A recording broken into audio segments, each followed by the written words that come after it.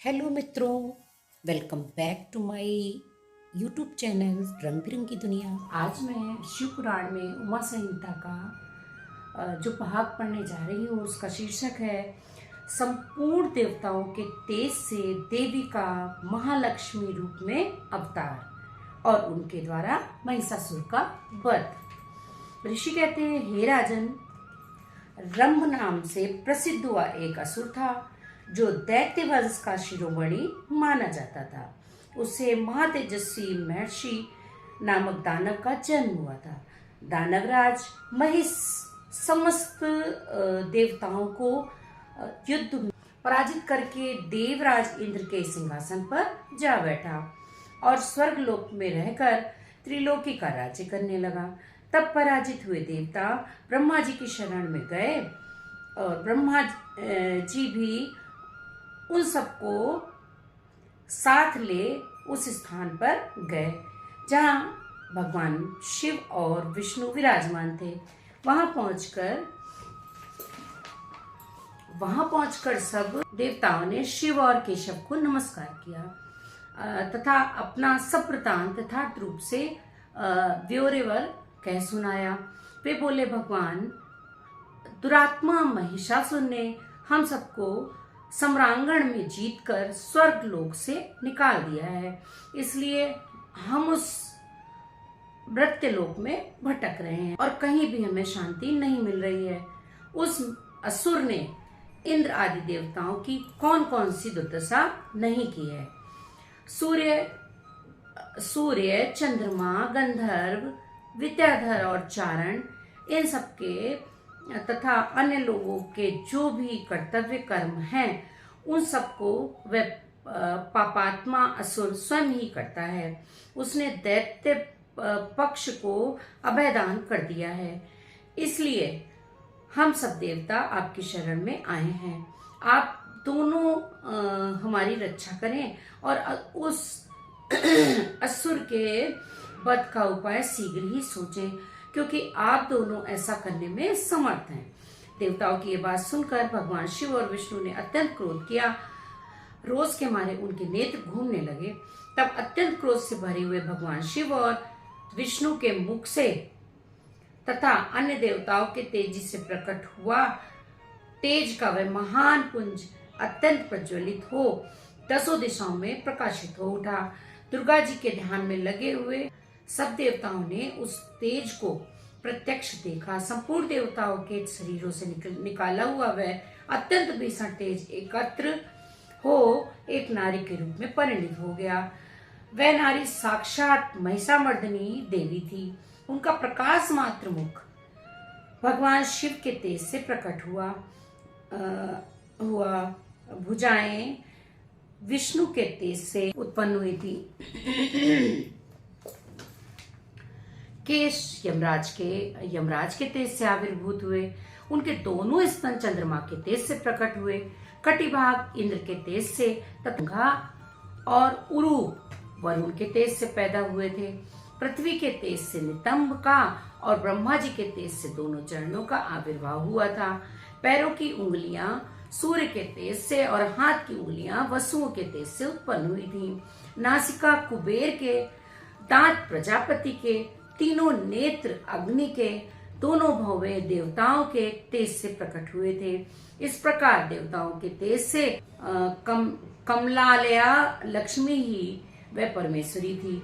संपूर्ण देवताओं की तेजो राशि से प्रकट हुई उन देवी को देखकर सब देवताओं को बड़ा हर्ष प्राप्त हुआ, परंतु उनके पास कोई अस्त्र नहीं था।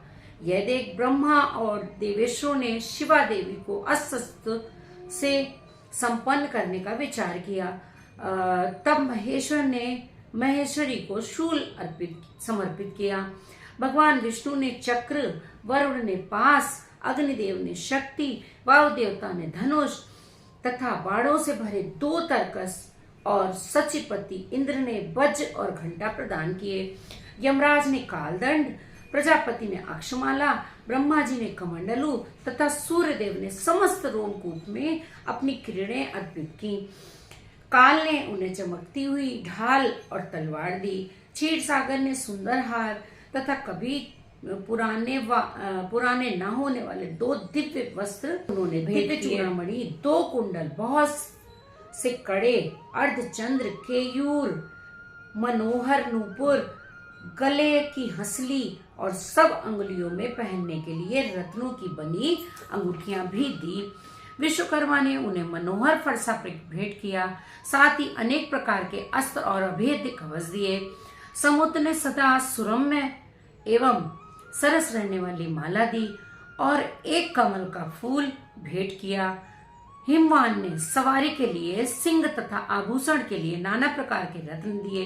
कुबेर ने उन्हें मधु से भरा पात्र अर्पित किया तथा सर्पों के नेता शेषनाग ने विचित्र रचना कौशल से सुशोभित एक नागहार भेंट किया, जिसमें नाना प्रकार की सुंदर मणियां गुथी हुई थीं।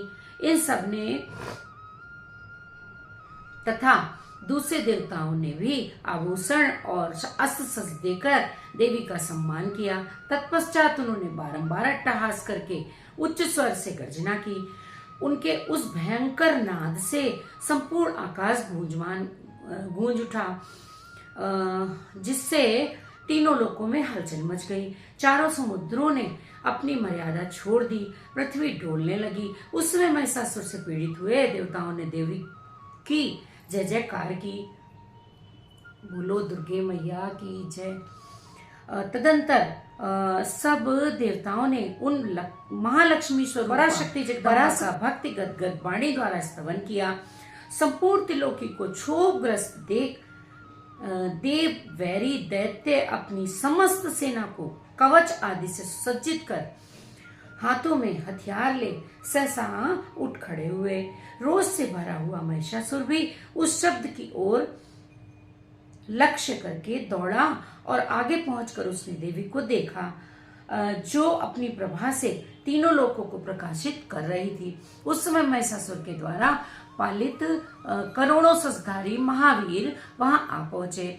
चिशुर, चामर, उदग्र, कराल, उद्दत, वाष्कल, ताम्र, उग्राम्य, उग्रवीर्य, विडाल, अंधक, दुर्धर, दुर्मुख, त्रिनेत, महाहनु, ये तथा अन्य बहुत से युद्ध कुशल शूरवीर सम्रांगण में देवी के साथ युद्ध करने लगे।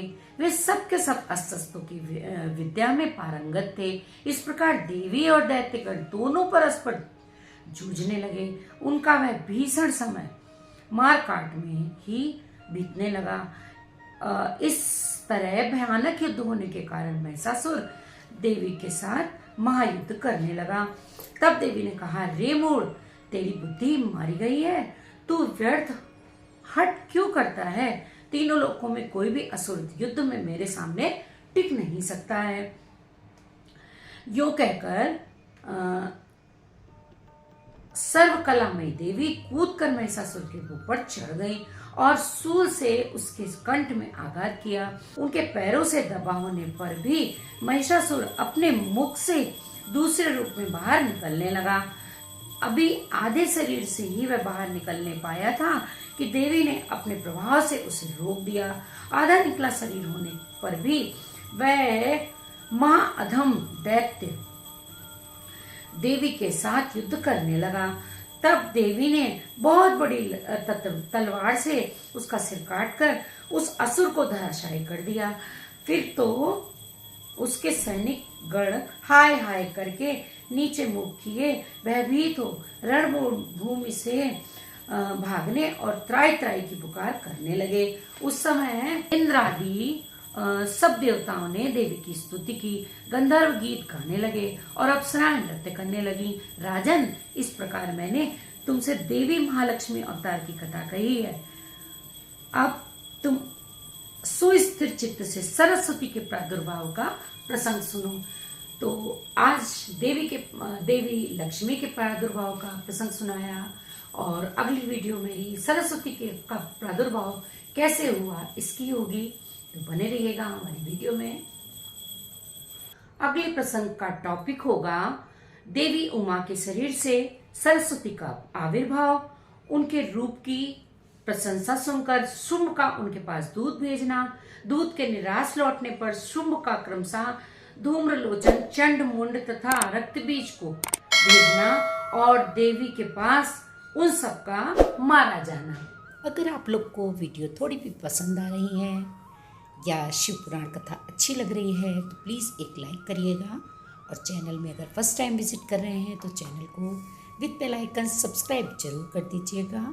मिलते हैं ऐसी ही प्यारी सी अगली वीडियो में। Thanks for watching. जय भोलेनाथ।